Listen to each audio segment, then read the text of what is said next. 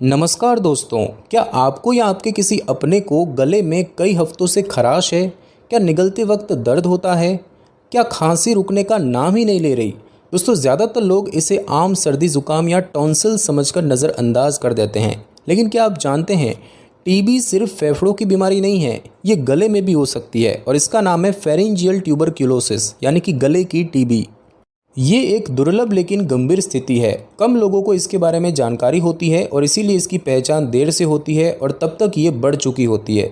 लेकिन घबराने की ज़रूरत नहीं है, क्योंकि इसका इलाज संभव है। इस वीडियो में हम आपको बताएंगे कि गले की टीबी क्या होती है, इसके लक्षण क्या होते हैं, किन लोगों को इसका खतरा ज़्यादा होता है और सबसे ज़रूरी, इससे कैसे बचा जाए और कैसे सही इलाज कराया जाए। तो आइए गले की इस छुपी हुई बीमारी को समझते हैं, ताकि आप और आपके अपने सुरक्षित रहें और जागरूक रहें।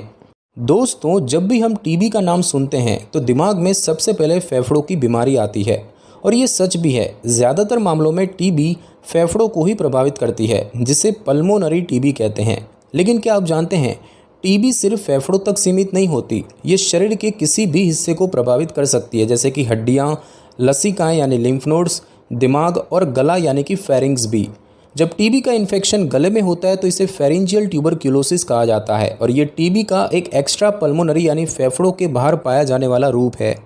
अब सवाल ये उठता है कि ये होती कैसे है। कुछ मामलों में ये टीबी सीधे गले में शुरू होती है, जिसे प्राइमरी फेरिंजियल टीबी कहते हैं और ये बहुत ही दुर्लभ होती है। लेकिन ज़्यादातर मामलों में ये फेफड़ों से फैलकर गले तक पहुंचती है और इसे कहते हैं सेकेंडरी फेरिंजियल टीबी। इसका मतलब ये है कि अगर किसी को पहले से फेफड़ों की टीबी है तो वो धीरे धीरे गले की परतों तक पहुंच सकती है, खासकर जब रोगी की इम्यूनिटी कमज़ोर हो। फेरिंजियल टीबी में गले की अंदरूनी परतों में सूजन आ जाती है, जिससे व्यक्ति को निगलने में दर्द, बोलने में तकलीफ और कभी कभी सांस लेने में दिक्कत हो सकती है। और चूंकि इसके लक्षण कई बार साधारण गले के इन्फेक्शन जैसे लगते हैं और इसीलिए इसकी पहचान देर से होती है। और इसीलिए ज़रूरी है कि अगर गले में लक्षण लंबे समय तक बने रहें तो सिर्फ घरेलू इलाज या साधारण गले की दवा पर निर्भर ना रहें, बल्कि जांच करवाना सही कदम होता है। ये बीमारी बहुत आम नहीं है, लेकिन जिन क्षेत्रों में टीबी के मामले ज़्यादा होते हैं वहाँ इसकी संभावना को नज़रअंदाज नहीं किया जा सकता। सही जानकारी, सही समय पर जांच और इलाज से ये बीमारी पूरी तरह से ठीक हो सकती है और इसीलिए इस वीडियो का मकसद है आपको जागरूक बनाना, न कि डराना। दोस्तों, अब सवाल ये है कि आखिर गले की टीबी होती क्यों है, यानी फेरिंजियल टीबी के पीछे असली कारण क्या होते हैं। तो आइए जानते हैं। सबसे पहला कारण है माइकोबैक्टीरियम ट्यूबरक्यूलोसिस नामक बैक्टीरिया का इन्फेक्शन। ये वही बैक्टीरिया है जो आमतौर पर फेफड़ों की टीबी करता है, लेकिन जब ये बैक्टीरिया फेफड़ों से गले तक फैलता है तो वो बन जाता है फेरिंजियल ट्यूबरक्यूलोसिस। इस तरह के केस को कहते हैं सेकेंडरी फेरिंजियल टीबी, यानी कि टीबी पहले फेफड़ों में होता है और फिर शरीर के किसी और हिस्से में फैलता है, जैसे कि गले में। अब दोस्तों, जानते हैं कि कौन कौन से लोग इसके जोखिम में ज़्यादा होते हैं। सबसे पहले कमज़ोर इम्यूनिटी वाले लोग, जैसे HIV संक्रमित व्यक्ति या वो लोग जो कैंसर की दवा, कीमोथेरेपी या लंबे समय तक स्टेरॉयड ले रहे हों। साथ ही साथ डायबिटीज़ यानी कि मधुमेह वाले मरीज़, जिनमें शरीर की रोग प्रतिरोधक क्षमता कम हो जाती है। उसके बाद एक कुपोषण यानी कि सही पोषण की कमी, जो भारत जैसे देशों में एक बड़ा कारण है। साथ ही साथ जिन्हें पहले से फेफड़ों की टीबी हो चुकी हो या हो रही हो तो उनमें ये गले तक फैल सकती है। और उसके बाद लंबे समय से धूम्रपान या शराब का सेवन करने वाले लोग, क्योंकि इससे गले की प्राकृतिक सुरक्षा कमज़ोर हो जाती है। और ऐसे लोग जो ज़्यादा भीड़भाड़ या अस्वच्छ वातावरण में रहते हैं, जैसे कि झुग्गी झोपड़ी वाले क्षेत्र। इसके अलावा अगर किसी टीबी मरीज़ के संपर्क में लगातार रहते हैं और आपकी खुद की इम्यूनिटी कमज़ोर है तो इन्फेक्शन का खतरा और बढ़ जाता है। ध्यान देने वाली बात यह है कि टीबी का बैक्टीरिया हवा के माध्यम से फैलता है। मतलब अगर कोई व्यक्ति जिसकी टीबी एक्टिव स्टेज में है, खासकर फेफड़ों की, वो खांसता या छींकता है तो उसके बैक्टीरिया हवा में फैलते हैं। अगर वही बैक्टीरिया गले की परतों तक पहुंच जाए तो गले की टीबी की आशंका बन सकती है। लेकिन हर किसी को ये नहीं होता। ये तब होता है जब शरीर की रोग प्रतिरोधक शक्ति कमज़ोर हो और बैक्टीरिया ज़्यादा समय तक गले में टिक जाए। और इसीलिए ज़रूरी है कि हम न सिर्फ अपने फेफड़ों की बल्कि पूरे रेस्पिरेटरी ट्रैक्ट की सुरक्षा करें और समय रहते लक्षणों को पहचानें, क्योंकि कारण वही है लेकिन समय रहते पहचान ही बचाव है। दोस्तों, अब तक आपने जाना कि गले की टीबी होती क्या है और किन लोगों को इसका ज़्यादा खतरा होता है। अब बात करते हैं सबसे अहम पहलू की, इस बीमारी के लक्षण यानी कि सिम्टम्स की। कई बार फेरेंजियल टीबी के लक्षण सामान्य गले के इन्फेक्शन जैसे लगते हैं, इसीलिए अक्सर लोग इसे नज़रअंदाज कर देते हैं या घरेलू नुस्खों से ठीक करने की कोशिश करते हैं। लेकिन अगर ये लक्षण लंबे समय तक बने रहें तो ये एक संकेत हो सकता है कि मामला सिर्फ सर्दी जुकाम का नहीं है। तो आइए जानते हैं इसके मुख्य लक्षण। सबसे पहला लक्षण है गले में लगातार खराश। ऐसी खराश जो हफ्तों तक बनी रहती है, ना तो गर्म पानी से ठीक होती और ना ही आम एंटीबायोटिक से। दूसरा लक्षण है निगलने में दर्द होना, खासकर ठोस खाना खाते वक्त, जैसे कुछ गले में अटक रहा हो या चुभ रहा हो, और इस स्थिति को मेडिकल भाषा में कहते हैं ओडाइनोफेजिया। तीसरा लक्षण है आवाज़ में बदलाव। कुछ मरीजों में आवाज़ भारी या बैठी हुई सी लगती है, मानो कि गले में कोई सूजन या दबाव हो। चौथा लक्षण है मुंह खोलने में परेशानी होना। अगर इन्फेक्शन गले से जबड़े के आसपास फैल जाए तो व्यक्ति को मुंह खोलने में भी तकलीफ हो सकती है। पांचवा लक्षण है गर्दन में सूजन या गिल्टियाँ, जैसे लिम्फ नोड्स का बढ़ जाना। ये टीबी में एक सामान्य संकेत होता है। छठा लक्षण है हल्का बुखार और रात में पसीना आना। टीबी के क्लासिक सिस्टमिक सिम्टम्स माने जाते हैं ये। रोज़ रात में पसीना आना या बगैर वजह के बुखार महसूस होना। और सातवां लक्षण है भूख में कमी और वज़न घटना। जब टीबी शरीर पर असर डालने लगती है तो भूख पर असर सबसे पहले आता है और उसके साथ वज़न भी धीरे धीरे गिरने लगता है। दोस्तों, ध्यान देने वाली बात यह है कि ये लक्षण बहुत सारे अन्य रोगों में भी हो सकते हैं, जैसे कि टॉन्सिलाइटिस, वायरल गले का इन्फेक्शन या कभी कभी कैंसर जैसी गंभीर स्थितियां भी। लेकिन अगर ये लक्षण 2 हफ्तों से ज़्यादा समय तक बने हुए हैं या दवाओं के बाद भी आराम नहीं मिल रहा तो डॉक्टर से मिलकर टीबी की जाँच करवाना जरूरी हो जाता है। टीबी की पहचान जितनी जल्दी होगी, इलाज उतना ही प्रभावी होगा। और हाँ, ये लक्षण हर मरीज में एक जैसे नहीं होते। किसी को सिर्फ गले की तकलीफ हो सकती है तो किसी को बुखार और वजन गिरने जैसे संकेत। इसीलिए किसी एक लक्षण से निष्कर्ष ना निकालें, बल्कि पूरे लक्षणों को समझें और डॉक्टर की सलाह लें। दोस्तों, गले में लंबे समय तक खराश रहना, निगलने में तकलीफ और गर्दन में सूजन, अगर ये लक्षण लगातार बने रहें तो ये इशारा कर सकते हैं किसी गंभीर समस्या की ओर। और ऐसे में ज़रूरी है कि अंदाजे लगाने की बजाय सटीक जांच कराई जाए। और अब सवाल ये है कि फेरेंजियल टीबी की पहचान कैसे होती है। तो चलिए जानते हैं कि डॉक्टर इस बीमारी की जाँच के लिए कौन कौन सी विधियाँ अपनाते हैं। तो सबसे पहली चीज़ है व्यक्तिगत इतिहास और शारीरिक परीक्षण, यानी कि हिस्ट्री एंड फिजिकल एग्जामिनेशन। तो सबसे पहले डॉक्टर आपसे पूछेंगे कि लक्षण कब से है, क्या वज़न कम हो रहा है, क्या रात में पसीना आता है या हल्का बुखार रहता है, और क्या कभी फेफड़ों की टीबी हुई है या परिवार में किसी को है। इसके बाद डॉक्टर गले की जाँच करते हैं, जहाँ उन्हें गले की भीतरी सतह पर सूजन, लालिमा या छाले जैसे बदलाव दिख सकते हैं। उसके बाद गले का परीक्षण किया जाता है, थ्रोट स्वैब या बायोप्सी। यदि गले में किसी हिस्से पर लगातार सूजन या गांठ दिख रही है तो डॉक्टर वहां से सैंपल या बायोप्सी लेकर जांच के लिए भेज सकते हैं। इस सैंपल को लैब में AFB टेस्ट, यानी कि एसिड फास्ट बेसिलाई टेस्ट के जरिए टीबी बैक्टीरिया की पहचान के लिए प्रयोग किया जाता है। अगर बायोप्सी में ग्रेन्युलोमास या टीबी इन्फेक्शन के संकेत मिलते हैं तो इसका मतलब फेरेंजियल टीबी की पुष्टि होती है। उसके बाद है दोस्तों FNAC टेस्ट। अगर गर्दन में सूजन या लिम्फ नोड बढ़ी हुई हो तो डॉक्टर FNAC यानी कि fine needle aspiration cytology test कराते हैं। इसमें एक बारीक सुई से सूजन वाली जगह से थोड़ा सा द्रव या सेल्स निकाले जाते हैं और उन्हें जांचा जाता है टीबी के संकेतों के लिए। उसके बाद है दोस्तों एक्सरे या चेस्ट रेडियोग्राफ। क्योंकि गले की टीबी अक्सर फेफड़ों से फैल कर आती है, इसलिए डॉक्टर अक्सर छाती का एक्सरे भी कराते हैं ताकि देखा जा सके कि कहीं फेफड़ों में भी टीबी तो नहीं। अगर फेफड़ों में टीबी है तो गले की टीबी सेकेंडरी ओरिजिन मानी जाती है। उसके बाद है दोस्तों CBNA-80 टेस्ट। ये सबसे आधुनिक जांच है। ये एक नई तकनीक है जिसमें टीबी बैक्टीरिया का DNA पता लगाया जाता है। CBNA-80 ना सिर्फ टीबी की पुष्टि करता है बल्कि ये भी बताता है कि बैक्टीरिया किसी दवा के प्रति रेजिस्टेंट है या नहीं। इसका फ़ायदा ये है कि इलाज शुरू करने से पहले ही पता चल जाता है कि कौन सी दवाएं असर करेंगी और कौन सी नहीं।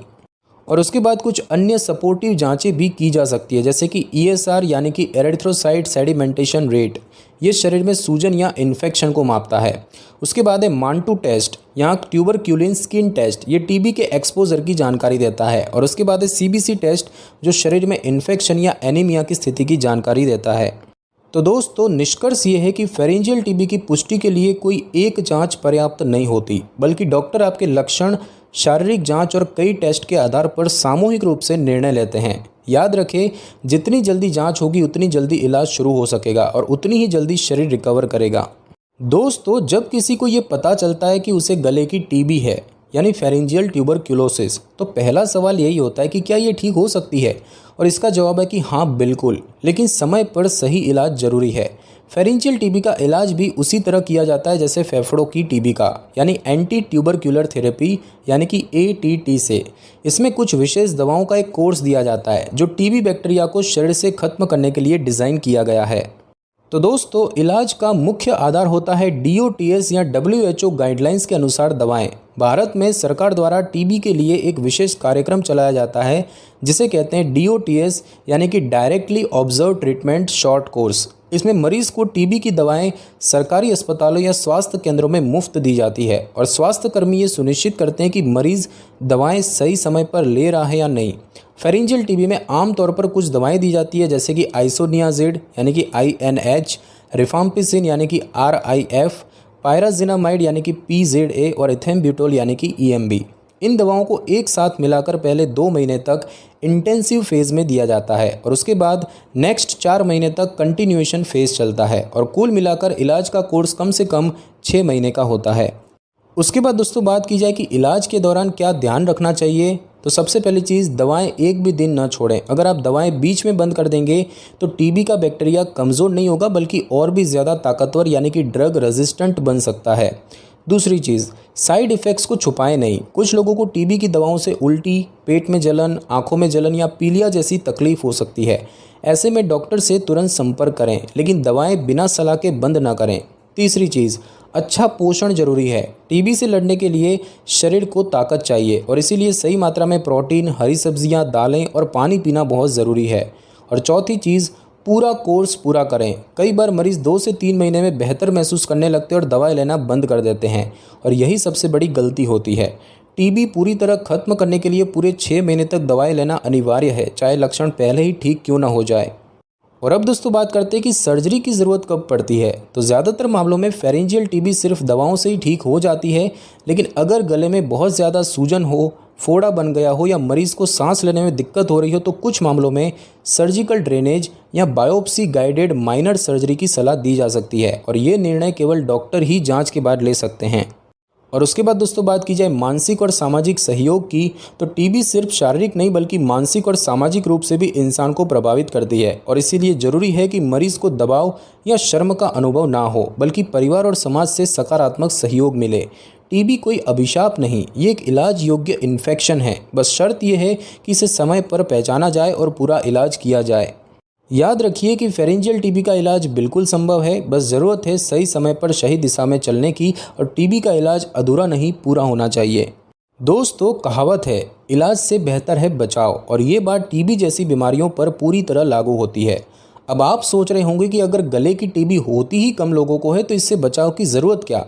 तो जवाब है कि टीबी भले ही गले में कम होती हो, लेकिन अगर आपको या आपके आसपास किसी को फेफड़ों की टीबी है तो उससे गले या शरीर के अन्य हिस्सों में फैलने का खतरा बना रहता है और इसीलिए कुछ साधारण लेकिन बेहद ज़रूरी उपाय अपनाकर आप इस बीमारी से खुद को और अपने परिवार को सुरक्षित रख सकते हैं।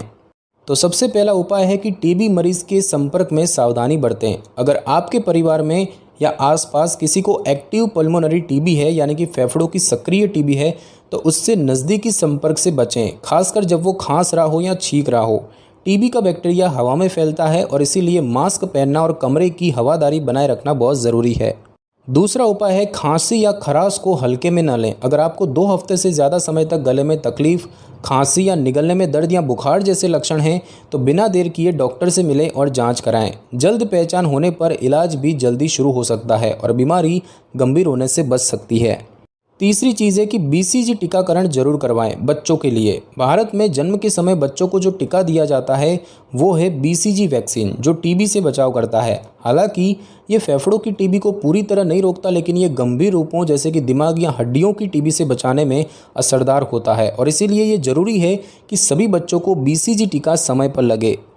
चौथा उपाय ये है कि अपनी रोग प्रतिरोधक क्षमता यानी इम्यूनिटी को मजबूत रखें। कमज़ोर इम्यूनिटी टीबी के बैक्टीरिया को शरीर में एक्टिव होने का मौका देती है। इसीलिए दिनचर्या में कुछ आदतें अपनाएं, जैसे कि संतुलित और पौष्टिक भोजन, रोज़ाना थोड़ा व्यायाम या वॉक, भरपूर नींद और तनाव मुक्त जीवन, धूम्रपान और शराब से दूरी। जब शरीर मजबूत होगा तो टीबी का बैक्टीरिया भी ज़्यादा देर टिक नहीं पाएगा। और पांचवा उपाय है खुले में थूकने से बचें और दूसरों को भी रोकें। टीबी का इन्फेक्शन फैलने का सबसे बड़ा कारण है संक्रमित व्यक्ति का खुले में खांसना या थूकना।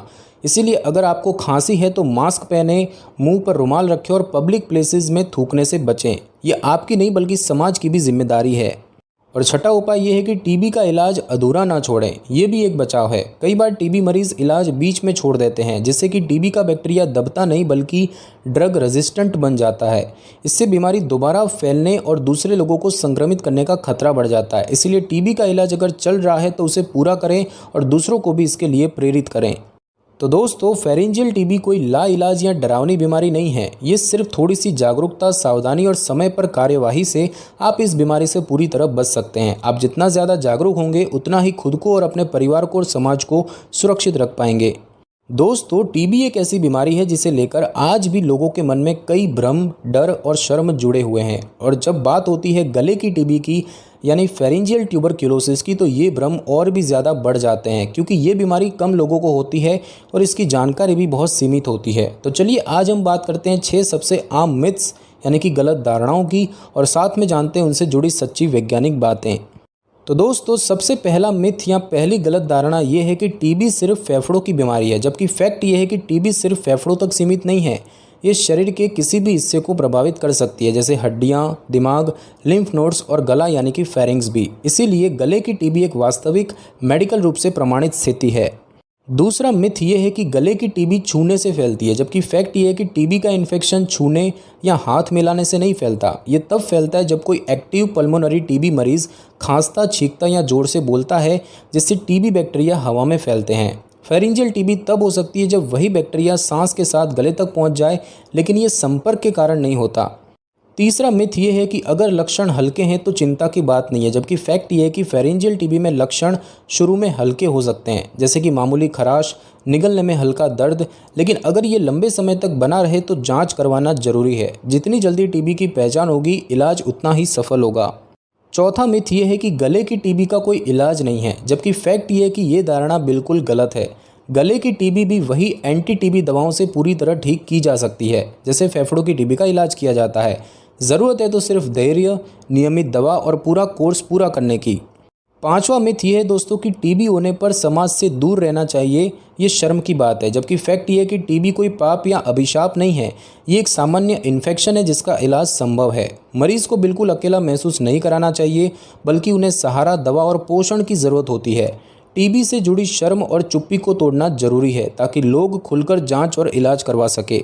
और दोस्तों, छठा मिथ ये है कि टीबी की दवाएं कुछ दिन लेने से ही ठीक हो जाता है, जबकि फैक्ट ये है कि ये सबसे खतरनाक भ्रम है। टीबी की दवाएं कम से कम 6 महीने तक लगातार लेनी होती है।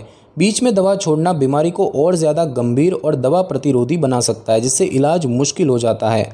तो दोस्तों, टीबी से जुड़ी हर गलतफहमी सिर्फ बीमारी को बढ़ावा देती है। इसीलिए सही जानकारी, जागरूकता और खुलापन ही इलाज की पहली सीढ़ी है। गले की टीबी कोई रहस्य नहीं बल्कि एक पहचानी और इलाज योग्य बीमारी है। बस शर्त है कि हम उसे समय पर समझें और मानें। तो दोस्तों, अब आपने जाना कि फेरेंजियल टीबी यानी गले की टीबी क्या होती है, क्यों होती है, कैसे पहचानी जाती है और इसका इलाज कैसे संभव है। ये कोई डरावनी या लाइलाज बीमारी नहीं है, बल्कि एक ऐसी मेडिकल स्थिति है जिसे समय पर पहचान कर और पूरे इलाज से पूरी तरह ठीक किया जा सकता है। अगर आपको या आपके किसी जानने वाले को लंबे समय से गले में खराश, निगलने में तकलीफ या वजन घटने जैसे लक्षण हैं, तो कृपया इसे हल्के में न लें। जांच करवाना सिर्फ एक सावधानी नहीं, एक समझदारी है। और सबसे ज़रूरी बात, टीबी से जुड़ी शर्म, डर और चुप्पी को खत्म करना हम सभी की जिम्मेदारी है, क्योंकि बीमारी से लड़ने के लिए दवाएं ज़रूरी है, लेकिन जागरूकता उससे भी ज़्यादा। तो दोस्तों, अगर आपको ये वीडियो ज्ञानवर्धक और सहायक लगा हो तो इसे ज़रूर लाइक करें, कमेंट करके बताएं कि क्या आप ऐसे और वीडियो देखना चाहते हैं। अपने दोस्तों और परिवार के साथ ज़रूर शेयर करें और मेडल सपोर्ट चैनल को सब्सक्राइब करें, ताकि आप आगे भी ऐसी भरोसेमंद जानकारी पाते रहें। धन्यवाद। स्वस्थ रहें, जागरूक रहें। मिलते हैं अगले वीडियो में एक नई जानकारी, एक नई जागरूकता के साथ। नमस्कार।